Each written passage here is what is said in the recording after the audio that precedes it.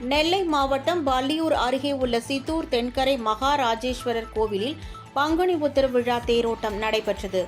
இதில் உள்ளூர் மட்டுமின்றி கேரளாவைச் சேர்ந்த பக்தர்களும் கலந்து கொண்டு தேரை வடம் பிடித்து தேரை இழுத்தனர்.